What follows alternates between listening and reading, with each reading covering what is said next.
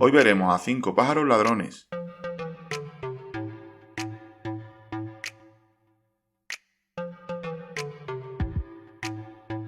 Número 1. El pájaro también quiere fumar. Un pájaro se le posa en el brazo a un chico que estaba fumando. Pero el pájaro también quería fumar de su mierda.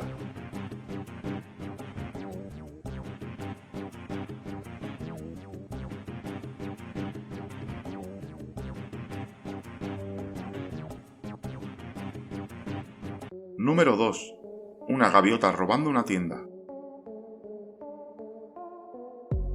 Una gaviota ha aprendido a usar las puertas automáticas de este supermercado.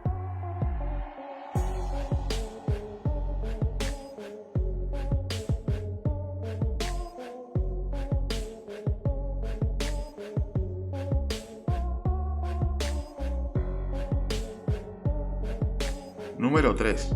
Ella ya había pagado. Se puede ver a una mujer comprando en una tienda.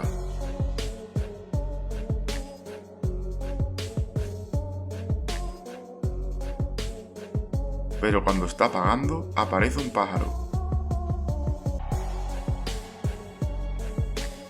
Y roba el dinero. La mujer agarra la bolsa rápido, no vaya a ser que tengan que volver a pagar.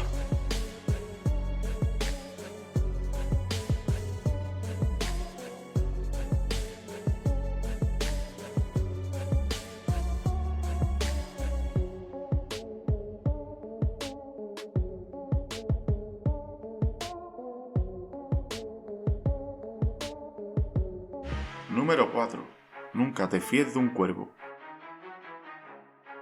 Un chico está tumbado en el campo, cuando un cuervo se le acerca.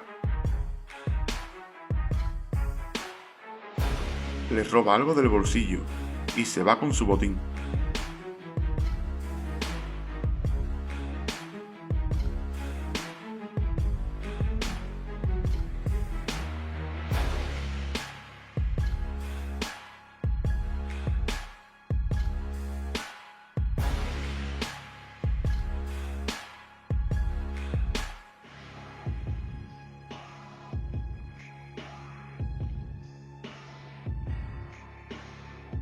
Número 5. Cierra la ventana.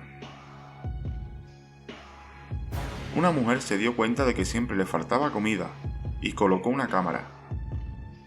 Se puede ver cómo una gaviota entra por la ventana y se pone a comerse todo lo que pilla.